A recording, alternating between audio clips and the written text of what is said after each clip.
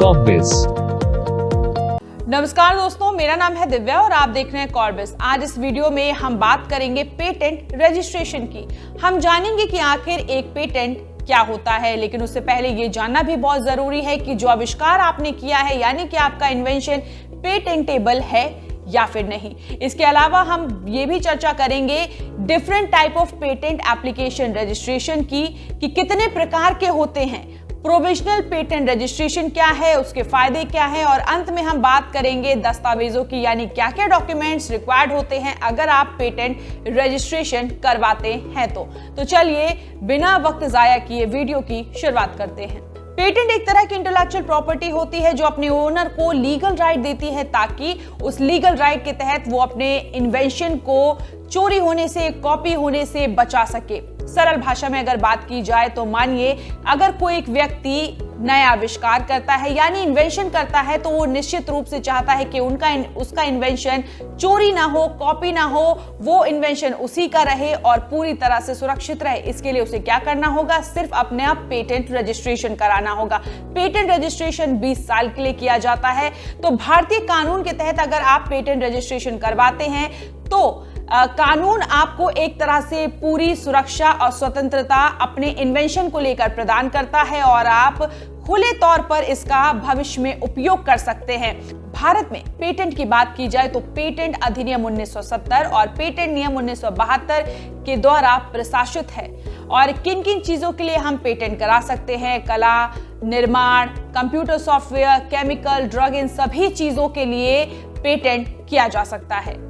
आगे अब हम बात करेंगे कि क्या क्या एसेंशियल डिटरमाइन करते हैं कि जो हमने आविष्कार किया है वो पेटेंटेबल हो सकता है या फिर नहीं। आविष्कार नोवेल होना चाहिए, किसी भी पूर्व कला का हिस्सा नहीं होना चाहिए, प्रोडक्ट स्पष्ट नहीं होना चाहिए, ये एक ऐसी प्रकृति का नहीं होना चाहिए कि कोई भी ले पर्सन विभिन्न दस्तावेजों के निर्देशों को जोड़कर एक ही प्रोडक्ट या आविष्कार के साथ सामने आ सके जो जनता के बीच पहले से उपलब्ध हो। इसमें कुछ तकनीकी उन्नति और अभिनव कार्रवाई होनी चाहिए जो मौजूदा ज्ञान को जोड़ती हो, जो आविष्कार को कला में कुशल किसी भी व्यक्ति को दिखाई नहीं देता है। ये उपयोगी होना चाहिए जो एक कॉमन मैन की लाइफ के साथ जुड़ सकता है। दोस्तों, हम बात करेंगे कि पेटेंट रजिस्ट्रेशन एप्लीकेशन कौन कौन सी होती हैं और कितने प्रकार की होती हैं। Ordinary application. ऑर्डिनरी एप्लीकेशन सबसे कॉमन एप्लीकेशन होती है किसी भी इंडियन इन्वेंटर की तरफ से। जब आप अपने पूरे इन्वेंशन के साथ रेडी नहीं हैं, आप और काम करना चाहते हैं अपने रिसर्च और डेवलपमेंट के लिए, और इसी दौरान आप ये भी सोचते हैं कि आपके जो प्रायोरिटी डेट्स हैं वो आप लूज ना कर दें, तो आप प्रोविजनल स्पेसिफिकेशन के लिए आगे बढ़ते हैं, यानी कि आप चूज करते हैं ऑर्डिनरी एप्लीकेशन को। Conventional form. अगर किसी ओरिजिनेटर ने पेटेंट रजिस्ट्रेशन किसी और देश में करके रखा है और वही वो अपनी कंट्री यानी अपने देश में भी करना चाहता है, तब कन्वेंशनल फॉर्म का उपयोग किया जाता है। किसी भी इंडियन पेटेंट के लिए बहुत जरूरी होता है कि जब भी वो अपनी एप्लीकेशन जमा करता है तो वो 12 महीने के अंतर्गत, यानी कि आपने जो फाइलिंग की है वो 12 महीने के अंतर्गत ही उसे जमा करना होगा। PTC international application. PTC international application आपको एक ऐसी सुविधा देता है कि आप पेटेंट रजिस्ट्रेशन एप्लीकेशन को फाइल कर सकते हैं डुप्लीकेटेड कंट्रीज में, और ये टेंडर आपका 142 कंट्री तक जा सकता है। PTC national phase application. Global filing date के 31 महीने के अंतर्गत ही आप इस फॉर्म को फाइल कर सकते हैं। अब हम बात करेंगे प्रोविजनल पेटेंट रजिस्ट्रेशन की कि आखिर प्रोविजनल पेटेंट रजिस्ट्रेशन क्या होता है। फुल पेटेंट कराने के लिए बहुत सारे फीचर्स, डिजाइन और स्पेसिफिकेशन की जरूरत होती है, लेकिन अगर आप अपने इन्वेंशन के इनिशियल स्टेज पे हैं, थोड़ा वक्त और चाहिए आपको रिसर्च और डेवलपमेंट के लिए, लेकिन साथ ही साथ आप अपने इन्वेंशन को सुरक्षित करना चाहते हैं, उसे सुरक्षा देना चाहते हैं ताकि वो कॉपी ना हो, वो चोरी ना हो सके, आपका आइडिया दूसरों तक ना पहुंच सके, तो इसके लिए आप प्रोविजनल पेटेंट रजिस्ट्रेशन करा सकते हैं। ये प्रिलिमिनरी स्टेप होता है जो कि ऑब्टेन किया जाता है अपने काम को प्रिजर्व करने के लिए। एडवांटेजेस क्या क्या होती हैं प्रोविजनल पेटेंट रजिस्ट्रेशन की? कॉस्ट इफेक्टिव, इंटरिम प्रोटेक्शन यानी अंतरिम सुरक्षा, पेटेंट फाइलिंग डेट, पेटेंट दाखिल करने की तारीख, और प्रोविजनल पेटेंट रजिस्ट्रेशन आपके इन्वेंशन को सेफगार्ड करता है।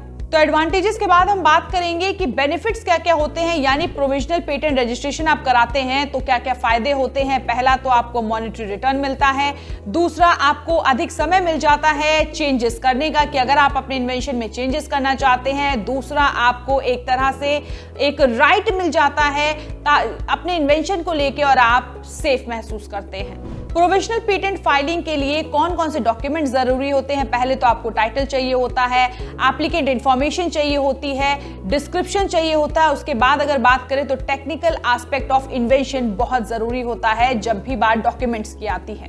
अब हम बात करेंगे पेटेंट रजिस्ट्रेशन के फायदे की। तो पहला फायदा मैं आपको बताती हूं कि आपकी परमिशन के बगैर कोई भी व्यक्ति आपकी इन्वेंशन को ना यूज कर सकता है। किसी भी तरह का कोई उपयोग, इंपोर्ट, एक्सपोर्ट, सेल आउट नहीं किया जा सकता जब तक आप परमिशन ग्रांट नहीं करते।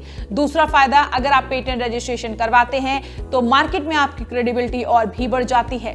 अगर कोई उपयोग करता है आपकी इन्वेंशन का आपके परमिशन के बगैर तो आप उसको वायलेशन कर सकते हैं उसके ऊपर। चौथे फायदे की अगर हम बात करें तो आप अपने इन्वेंशन को लाइसेंस करवा सकते हैं, अपने अनुसार अपने मन पसंदीदा व्यक्ति को बेच सकते हैं, जिसकी वजह से आप रेवेन्यू भी अच्छा खासा कमा सकते हैं। चौथा बात करें तो एक लीगल राइट, एक लीगल प्रोटेक्शन मिल जाती है आपके इन्वेंशन को और आप पूरी तरह से निश्चिंत हो जाते हैं। तो फायदे तो आपने जान लिए। अब बात करेंगे हम दस्तावेजों की, यानी कि कौन कौन से डॉक्यूमेंट्स रिक्वायर्ड हैं पेटेंट रजिस्ट्रेशन कराने के दौरान।